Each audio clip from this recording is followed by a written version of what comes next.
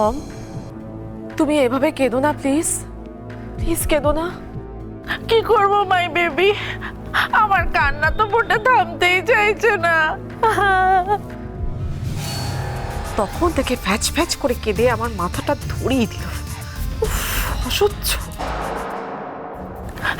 দেখো আজকে বিজয়া দশমী, মায়ের বরণের দিন, অথচ আজকে আমার বাড়িতে শিমুলই নেই। তাতে কি হয়েছে মম, আমরা তো আছি। আমরা মা দুর্গাকে বরণ করব, সবাই মিলে সিঁদুর খেলবো। ভাল লাগে না, ভাল লাগে না, ভাল লাগে না। শিমুল ছাড়া আমার কিচ্ছু ভাল লাগে না, কিচ্ছু ভাল লাগে না। তোমাদের লাইফটা আমি এমন করব যে তোমরা শিমুলকে সহ্যই করতে পারবে না। কিছু বললে মাই বেবি? না মম, কিচ্ছু বলিনি তো। তারপর দেখো না, মিডিল শটটা কাল রাত্রি থেকে কোথায় গেছে কে জানে, এখনো ফেরার নাম নেই। সত্যি, মেজদাভাই একটা ফোন এলো, মেজদাভাই ফোনটা নিয়ে বেরিয়ে চলে গেল। কার ফোন এলো বলো তো? আচ্ছা মম, মেজদাভাইয়ের কোনো বিপদ হলো না তো? বলো না, বলো না মাই বেবি, আর বিপদের কথা বলো না। পুজোর সময় থেকে একটার পর একটা বিপদ তো লেগেই রয়েছে আমার সাথে, আর বিপদের কথা বলো না। চানাচুর বুড়োটা সেই সকালবেলা থানায় গেছে, কোনো ভালো খবর পেলো কিনা কে জানে। মিডিল শনের কোনো খবর পেলো কিনা সেটাই বা কে জানে। শোভনের খোঁজ আমি পেয়েছি। পেয়েছো? পেয়েছে পেয়েছে পেয়েছে, মিডিল শনের খবর পেয়েছে। কোথায় গো, কোথায় গো আমার মিডিল শন, কোথায় কোথায় আমার মিডিল শন কোথায়? তোমার মিডলসন নিজেই আমায় ফোন করেছিল, ও বলল যে আমরা কেউ যেন ওকে নিয়ে বেশি চিন্তা ভাবনা না করি, ও একটা ভাইটাল কাজে গেছে, সেই কাজটা শেষ হলেই ও বাড়ি ফিরে আসবে।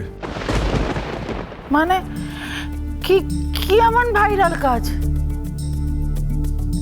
মম, কথাটা ভাইরাল নয়, ভাইটাল, মানে ইম্পর্টেন্ট, গুরুত্বপূর্ণ। ও ঠিক আছে, ওই একই তো হলো, কিন্তু কি এমন কাজ? কোথায় গেছে শোভন সেন? ও কি এমন ভাইটাল কাজের মধ্যে রয়েছে? শিমুলকে বিশ্বাস নেই, ও জেলে বসে শোভন সেনকে দিয়ে কোনো কাজ করিয়ে নিচ্ছে না তো? না না না, আমাকে জানতেই হবে। আচ্ছা ড্যাড, এটা কেমন কথা হলো? মেজদা ভাই বাড়িতে নেই, ভাইয়া থানায়, বাড়িতে এরকম একটা টেনশন চলছে, এরকম একটা পরিস্থিতিতে তুমি সবটা কি করে সামলাবে বলো তো? সামলাতে হবে,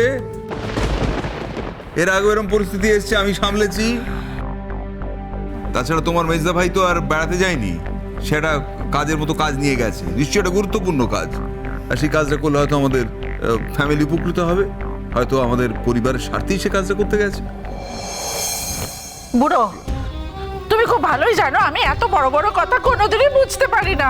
এত হেয়ালি আমার ভালো লাগে না। ঠিক করে বলো না মিডিল শট কোথায় গেছে? কোনো ছেলেরা আমার কাছে নেই, আমার মনটা কিন্তু একদম ভালো লাগছে না। তুমি বলতে পারলে না, ওকে বলতে পারলে না যে তাড়াতাড়ি চলে এসো, তোমার মম খালি ফ্রাই করেই যাচ্ছে, করেই যাচ্ছে। ক্রাই করে যাচ্ছে? কাঁদছি কাঁদছি কাঁদছি, দেখতে পাচ্ছ না? ক্রাই করছে। ওইটাই। তা আমি কি বলবো তোমার মিডলসনকে যে তুমি কাজ টাজ ফেলে তোমার মা ক্রাই করছে বলে তুমি ফ্লাই করে চলে এসো? আরে বাবা, কাজের গুরুত্বটা তোমার কাঁদার গুরুত্ব চেয়ে অনেক বেশি। তাছাড়া ছেলে মেয়ে বড় হলে তারা তাদের নিজেদের ভালো মন্দটা ঠিকই বোঝে, কোন কাজে বেশি প্রায়োরিটি দিতে হবে সেটাও তারাই ঠিক করবে। আমি জোর করব না, কিছুতেই করব না। তা আমি শোভনকে কোনো কথা জিজ্ঞেসও করি, কেন করব? সে যেটা দরকার মনে করেছে সেই কথাটা আমাকে বলেছে, আমি শুধু তার গলাটা শুনতে পেয়েছি।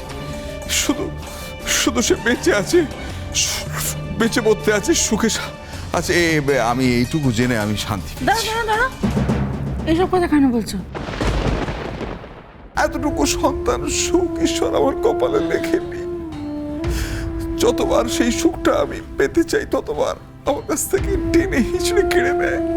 হয়তো একদিন এই সন্তান সুখী আমার মৃত্যু হবে। শান্তি বলো না বলো না বলো না গো, চানাচুর বুড়ো, বলতে নেই বলতে নেই, পুজো টুজোর দিনে এইসব কথা বলতে নেই। তুমি বারংবার কথা বলে গেছো আর আমি শুনেছি, কিন্তু কিন্তু যা ঘটবার তাই ঘটেছে, কোনো মঙ্গল ঘটেনি। নালে ভাবো তো শান্তি, ভাবো একবার, এই বাড়িটা এই দশমীর দিনের আগে কত গম গম করতো, লোকে লোকারণ্য, কত লোককে তুমি নেমন্তন্ন করতে। এই দশমীর দিনে কাতারে কাতারে মেয়ে বউ সব সিঁদুর খেলতো, হাড়ি হাড়ি মিষ্টি আসতো। আজও আসছে হাড়ি হাড়ি মিষ্টির সঙ্গে দুর্ভাগ্য আসছে শান্তি।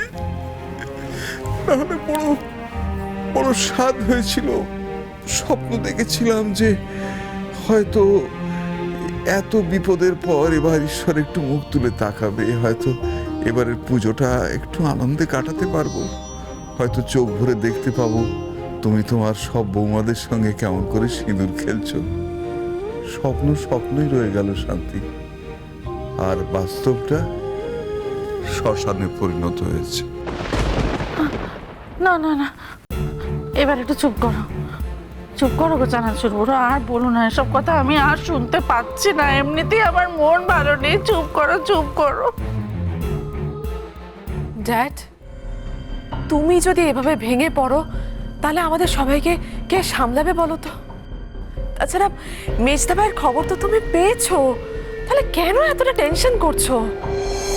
মম, ও মম, শিমুল বাড়িতে নেই তাতে কি হয়েছে? আমরা সবাই তো আছি। আমরা মা দুর্গাকে বরণ করব, আমরা সিঁদুর খেলবো। তুমি ভাদুরী আন্টিকে ডেকে পাঠাও। কি করে এসব কথা বলছো গো মাই বেবি? কি করে বলছো? শিমুল নেই, আমার গোলশন নেই, আমার কোনো ছেলেরা নেই, তাই জন্য তো আই শান্তিপ্রিয়া সেনের মনে শান্তিও নেই। অশান্ত মন নিয়ে কখনো সিঁদুর খেলা যায় মাই বেবি? যায় যায় বল। ও মা দুর্গা, মা দুর্গা, মা দুর্গা, মা দুর্গা, কি করলে মা গো? কি করলে? আজ বিজয়া দশমীর দিন, আজ আমার বাড়িতে আমার ছেলেরা, আমার বউরা কেউ নেই। কেন নেই মা গো? কেন চলে গেল গোলশন, শিমুল? কেন নেই আমার মেডেল শট? আর কি করে সিঁদুর খেলবো? কি করে তোমাকে বরণ করব? কি করে তোমাকে মিষ্টি মুখ করাবো বলো? আর এগুলো না করলে তো তোমাকে আমি বিদায় জানাতে পারবো না।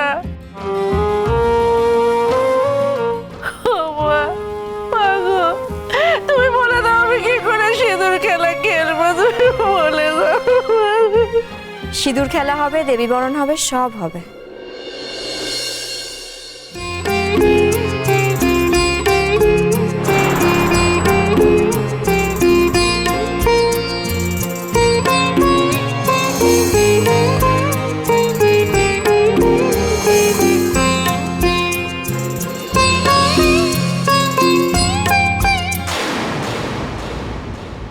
গোলশন, গোলশন, শিমুল, গোলশন, গোলশন। আমি জানতে হবে।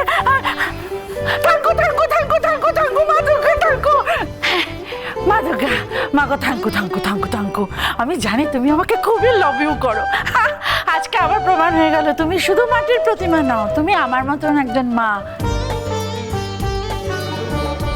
তাই তো তুমি মায়ের দুঃখ বুঝতে পেরেছো, তাই তো তুমি গোলশন আর শিমুলকে আমার কাছে এনে দিয়েছো। Thank you thank you. গোলশন, গোলশন, আমি কিন্তু জানতাম, আমি জানতাম আসলে মা দুর্গা আমাকে খুবই লাভ করে, তো সেই জন্য তোমাদের দুজনকে বেশিক্ষণ আমার কাছ থেকে সরিয়ে রাখবে না, এটা কিন্তু আমি জানতাম।